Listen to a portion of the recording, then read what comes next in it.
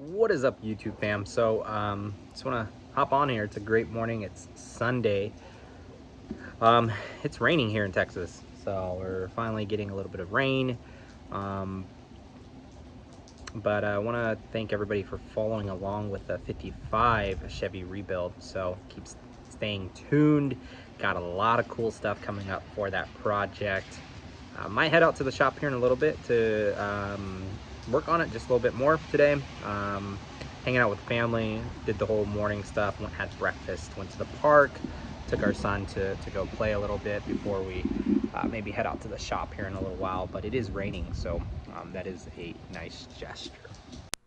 All right, so today at the shop we decided just to work a little bit on the Mustang. So here my dad is actually pulling off some rear panels that go between or on the outside of the spoiler right above the rear taillights. There are 3 bolts there that he is removing to actually pop this panel off, which we'll show you here in a second. So there is the panel, and we are removing it. Now, with that removed, and you can see there's actually 4 bolts. With that removed, we're going to go ahead and put the new piece on, align it.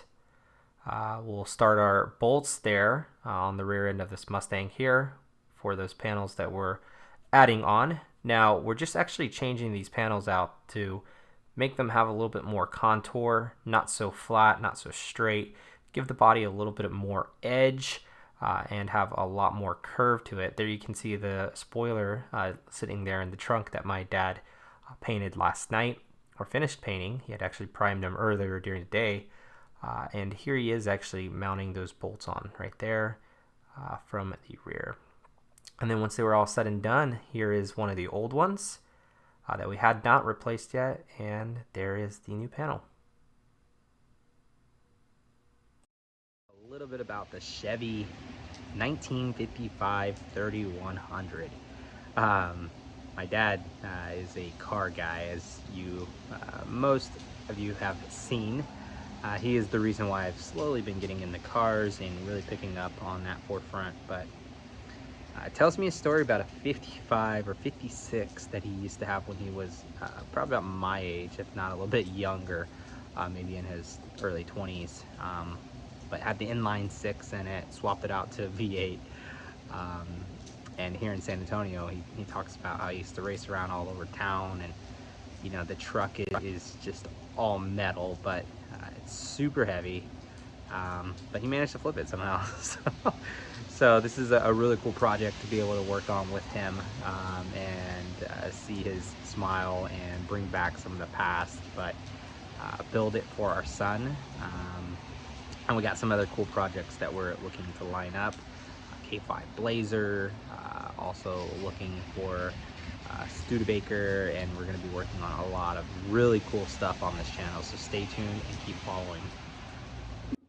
But the 1955 Chevy 3100, so this was the first year in January of 55, I believe it was, when they released the advanced design, which held the bestseller title while it was in production until about March of 1955. So a couple months it held that title. And then they stopped production. I don't know why. I haven't really dug in too far as to why GM stopped production on it, but they stopped it.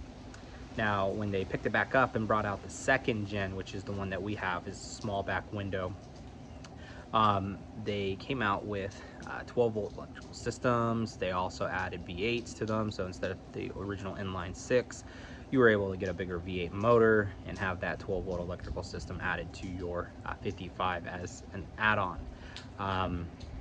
55 was really a good year for GM because it was actually the first year, and for the truck line, was the first year to actually do the wraparound front windshield. They also incorporated the wraparound rear windshield, aka Chevy big window. As you'll see, there's a lot of differences in the 3100s. We unfortunately couldn't find a big window. Most of the ones that we came across were completely gutted or used as parts trucks. They also were missing the big window, which is the important piece. And that glass is just so hard to come by. So if you can find one for the right price, get it, because it's a good deal. But we ended up picking up our small window Chevy 55 with V8 motor. It already had the swap. It was actually originally in inline 1 or inline 6, and the owner who owned the truck before us started doing the motor swap already and had done all the electrical and everything like that. So we got a really good shell to our 55 3100.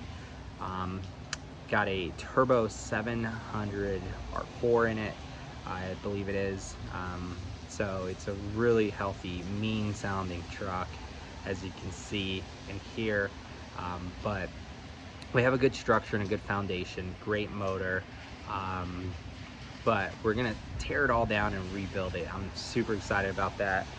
If you've seen some of the other cars that my dad's built on the channel, you know he built some wild things, from T-buckets to 56 Pontiacs like my grandpa used to have, all the way to the half year of the Mustang.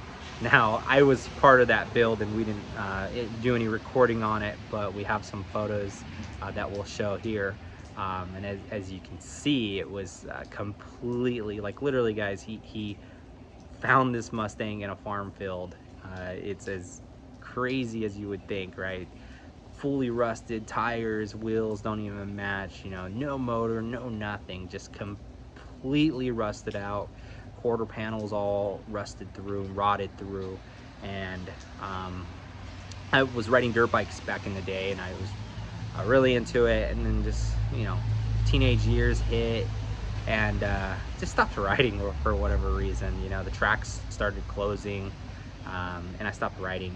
So he traded a 2001 YZ250 for the Mustang that you're seeing here on the screen, and that was completely gutted. Him and I tore it all apart, tore it down to the bare metal, got all the new pieces and welded them into place, and we ended up moving up to Washington, so that's where kind of my involvement in the project stopped, because we moved up to Washington to be closer to my wife's family. I also work in the software industry, so that's my full-time hobby, or full-time job, I should say. I say hobby because I love what I do, right? If you're not loving what you're doing every day, you're missing out on life, and you'll just be mentally exhausted and not happy with where you are. So you gotta love what you do. So now that we're back, when we came back, one of the things that I had always wanted to do is kind of pick up that bond that my dad and I had back in the day of, you know, tearing those things apart and building them, right? We in high school, we actually built a 94 Chevy Silverado PK 2500. Had a 12-inch lift with mud boggers. The guy worked with my dad. His son had actually rolled it, and they found the cab in a pick and pull and swapped the cab, and it was just the wrong cab for the truck. But yeah, paint flying off. You can imagine this thing having been rolled, you know, paint was flying off, had the old green oxidized primer on it, and you'll see some photos of it here, but we fixed it up. I didn't really care for the colors. I'm not a huge Cowboys fan, even though we live in Texas, but we built this PK 2500. It was my high school truck. I absolutely loved it. Loved to drive it to school. Everybody looked at it. Big old 38-inch tires on 20-inch rims, 12-inch lift, long bed, loud exhaust, and loud sound system. And yeah, well, we were working out in the oil field after high school, and we sold it to a kid down there who ended up drinking, driving, and wrecking it, which was a waste to see, because the truck, after I was done with it, just became the truck to pull the boat. So you know, that one's gone, unfortunately, but you can see some photos. We put some real elbow grease into it. Didn't like the colors, cowboy blue again. But yeah, I mean, we've built some pretty sick stuff, and just love learning from my dad and learning his skills and knowledge that he has to share with me and pass down to me, and hopefully I can inherit and absorb all of that and pass it down to my son, you know, when we all grow old, because one day we all leave this earth and hopefully go to the same place, you know. But he learned from his dad. So my grandfather was a mechanic in the military, and brought that skill that he learned in the military and serving for his country, and started, you know, his own shop that was actually on the back of my grandmother's house. And sorry about that there.